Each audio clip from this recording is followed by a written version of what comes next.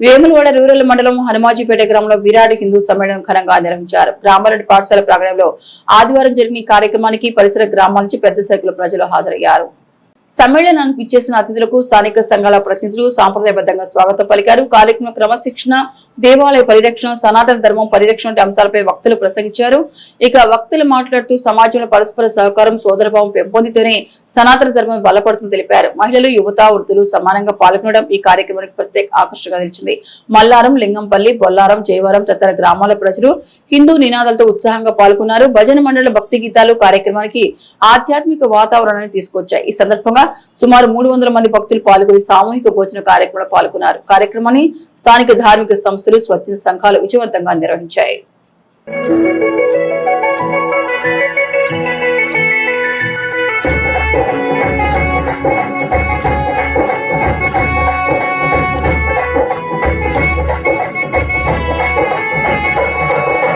రఘుకుల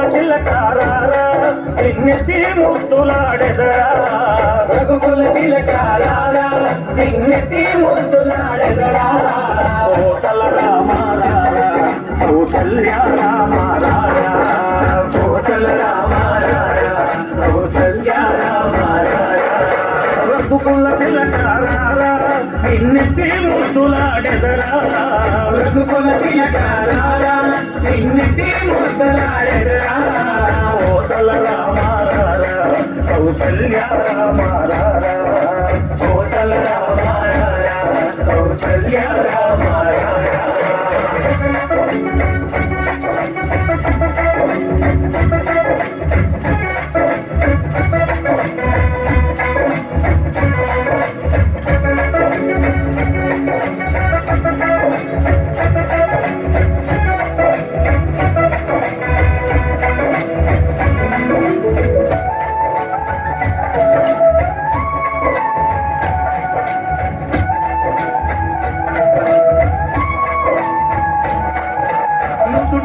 సూరి తిలకం తిరునవ్వులు చిందే అతరం ఎన్ని గిన్నెలో పాలు అవి నీకై ఉంచితిరారా ఎన్ని గిన్నెలో పాలు అవి నీకై ఉంచితిరారా అల్లరి చేయగమాని నువ్వారగించగారా అల్లరి చేయగమాని నువ్వారగించగారా రఘుకుల తిలకారా విన్నతి ముద్దులాడెదరా రఘుకుల తిలకారా విన్నతి ముద్దులాడెదరా కోసల రామారారా కౌసల్య రామారారా కోసల రామారారా కౌసల్య రామారారా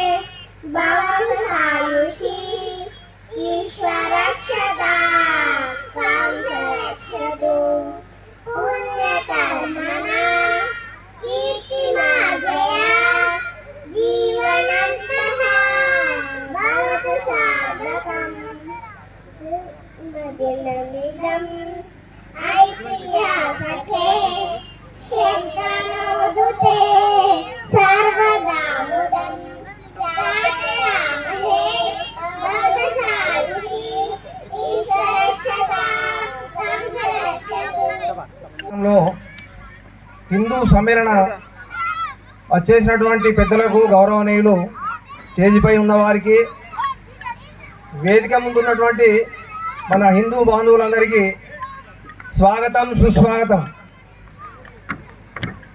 మనము ఈరోజు ఈ వేడుకను ఎందుకు ఏర్పాటు చేసుకున్నామనంటే,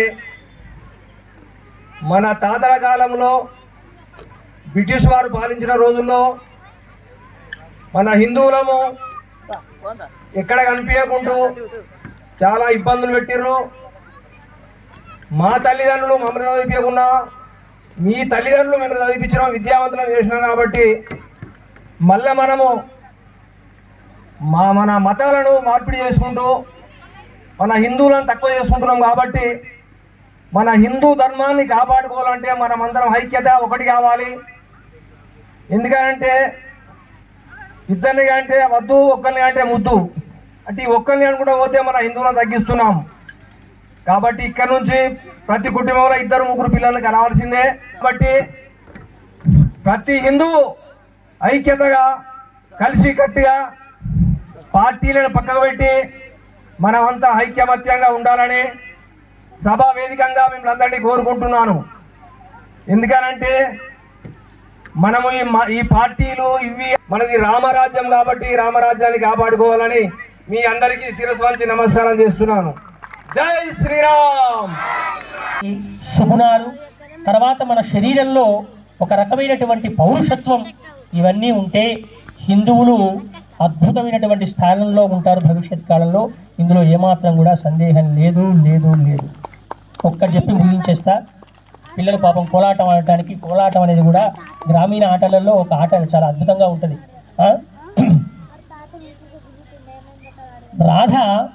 రాధ అంటే జీవుడు, కృష్ణ పరమాత్మ అంటే పరమాత్మ. మీరు బాగా గమనించండి. కృష్ణుడు కనబడతలేడు, రాధ వెతుకుతూ ఉన్నది కృష్ణుడి కోసం. రాధ ఏం చేస్తున్నది? అమ్మా వెతుకుతున్నది కృష్ణుడి కోసం. ఇక్కడ రాధ అంటే జీవుడు. చెప్తాను నేను. ఇక్కడ అద్వైత సిద్ధాంతాన్ని చెప్పాడు బ్రహ్మాండంగా. వెతుకుతూ ఉన్నది. ప్రాతఃసంధ్య అయింది. ప్రాతఃసంధ్య అంటే తెలుసు కదా మీకు, ఈ తొలి కిరణాలు. ఉదయం అయింది. ఉదయాన్ని అడిగింది రాధ. తొలి సంధ్యల వేళలలో, తొలి సంధ్యల వేళలలో చిరుగాలి నీలోగిలిలో ఉన్నాడా? కృష్ణుడు అడిగిందియా మన బదులు లేని నా వెతుకులాటలో మౌనగానమే నీ సమాధానమా? మౌనగానమే నీ సమాధానమా? నా కృష్ణుడు కనబడాడు, నా కృష్ణుడు నాకు దొరకడా అని అన్నదట రాధమ్మ. రాత్రి అయింది, చీకటి ఇప్పటిలాగా, చుక్కలు పొడిచాయి. ఎక్కడికి చిరునవ్వు, ఒక నవ్వు వినబడింది. అది నవ్వా, అది నవ్వేనా అనుకున్నది రాధమ్మ. అప్పుడు కృష్ణుడు అవతరించి అప్పుడు వస్తున్నాడు. ఏమని అంటే, కృష్ణుడు వస్తున్నాడు. ఆయన అది నవ్వే నవ్వే మోహన మురళి కృష్ణుని పెదపులపై విరిసిన పువ్వే, అమ్మక చెల్ల నమ్మని జల్ల భ్రమయే కాదా పిల్ల, నీలో నేనే కొలువై ఉంటే, నీలో నేనే కొలువై ఉంటే వెతికేవు ఈ జగమెల్లా. అందరూ ఏక నినాదమై పాడినటువంటి ఒకే ఒక స్లోగన్, అది వందే మాతరం. అంటే ఒక 13 సంవత్సరాల వయసు, అంటే ఒక 5వ తరగతి 6వ తరగతి చదివే వయసులో అంత దేశభక్తిని కలిగినటువంటి వ్యక్తి మన డాక్టర్ కేశవ్ బలరాం పంత్ హెగ్డేవార్. అతడు మరి దేశమంతా స్వాతంత్ర ఉద్యమం ఉవ్వెత్తున నడుస్తుంది. మరి దేశానికి స్వాతంత్రం రావచ్చు. అప్పటికే కాంగ్రెస్ పార్టీ ఉద్భవించింది. కాంగ్రెస్ పార్టీ అంటే ఇప్పుడున్న కాంగ్రెస్ పార్టీ కాదు. అప్పుడు కేవలం దేశ స్వాతంత్రం కోసం ఏర్పడినటువంటి కాంగ్రెస్ పార్టీ. అందులో చాలా రకాల తిలక్ గారు, చాలా మంది ఆ ఉద్యమంలో పాల్గొంటున్నారు, జైళ్ళకు పోతున్నారు, రకరకాలుగా చేస్తున్నారు. ఇవాళ మనం అందరం చేసుకుంటున్నటువంటి గణేష్ మండపాలు, గణేష్ను పెట్టడం కూడా అప్పుడు ఏర్పడ్డది. అప్పుడు భారతదేశంలో 10 మంది 100 మంది ఒకజాల కలిస్తే లాఠీ చార్జ్. వీళ్ళంతా కలిసి బ్రిటిష్ ప్రభుత్వానికి ఏదో వ్యతిరేకంగా పనిచేస్తున్నారని. అందుకే తిలక్ మహాశయుడు ఏం చేశారు, మనను లాఠీ చార్జ్ చేస్తారు కాబట్టి మనం ఒక గణేష్ను పెట్టుకొని మేము పూజ చేసుకుంటున్నాం. హిందూ భూమి ఇది, సర్వే జనో సుఖినో భవంతని కోరుకునేటువంటి ఈ భూమిలో ఈ మహాపురుషులందరూ జన్మించారు. ఛత్రపతి శివాజీ మహారాజు జన్మించిన తర్వాత 9 సంవత్సరాల వయసు అతనిది. ఒక ముష్కరుడు మళ్ళీ అతను తీసుకుని అన్నాడు, పోరా పో, నువ్వు చూస్తే ఎంత జానెలు లేవు, నువ్వు నన్ను అడుగుతావా, ఎడిపోతున్నా, దీన్ని సంహరిస్తా, కోసుకొని తింటా అన్నాడు. నువ్వు తప్పు చేస్తున్నావు, నువ్వు ఖచ్చితంగా నా గోమాతను వదిలిపెట్ట అన్నాడు. అతడు కేర్ చేయలే. అక్కడ ఉన్నటువంటి వెంటనే అతన్నే తీసుకొని గోమాతను ఏదైతే తాడు పట్టుకొని మోసుకొని తీసుకొని పోతున్నాడో ఆ చేతులు నరికేశాడు. జస్ట్ అతని వయసు ఎంత? 9 సంవత్సరాలు. అంటే ఒక క్షత్రియము ఉన్నటువంటి ఒక ధర్మాన్ని కాపాడనే కల్పన అంత చిన్న వయసు నుంచి వచ్చింది. ఆ ఛత్రపతి శివాజీ మహారాజు అప్పటి నుంచి తన యుద్ధాన్ని ప్రారంభిస్తే అతడు బతికిన చాలా తక్కువ రోజులు, అతడు బతికిన సంవత్సరాన్ని మొత్తాన్ని కనుక మనం గంటలలో లెక్క వేస్తే 60% అతడు గుర్రం గింతంగరి సంస్థ స్థాపించినటువంటి వ్యక్తి డాక్టర్ కేశవరావు బలరాం పంత్ హెడ్గేవార్. 13 సంవత్సరాల వయసు అంటే 6వ తరగతి చదువుతున్న రోజులలో అప్పుడు మనందరికీ తెలుసు పాఠశాలలకు నాదర్ సాబ్ అని ఇన్స్పెక్షన్ చేయడానికి వచ్చేవాడు. అంటే ఇప్పుడు డిఓ ఎంఈఓ అంటాం కదా, అలాంటిది. వచ్చేటప్పుడు వీళ్ళందరూ అనుకున్నారు, విద్యార్థులందరూ, అరే మనం నాదర్ సాబ్ రాగానే మనం అందరం వందే మాతరం అని గట్టిగా నినాదం చేయాలి అని అనుకున్నారు. అప్పుడు వందే మాతరం మాట్లాడితే 100 కొరడ దెబ్బలు కొట్టడము, జైల్లో పెట్టడం. మనమైతే ఏం చేస్తాం, అమ్మ ఒక్కటి కొడితేనే నాకు భయం అవుతుంది, 100 కొడతారేమో, నేనెందుకంట, నేను వందే మాత్రం అందు. కానీ ఆ 13 సంవత్సరాల వయసున్న బాలుడు చెప్తే పాఠశాలలోని విద్యార్థులందరూ అన్ని క్లాసులలో మనం నాదర్ సాబ్ మన బడికి రాగానే మనం వందే మాతరం అని చెప్పాలి అని అనుకున్నారు. ఇప్పుడు మనం క్లాస్లోకి ఒక పెద్దవాళ్ళు రాగానే ఏమంటున్నాం, గుడ్ మార్నింగ్ సార్ అంటున్నట్టే నాదర్ సాబ్ క్లాస్లోకి రాగానే వాళ్ళందరూ ఏమన్నారంటే వందే మాతరం అన్నారు.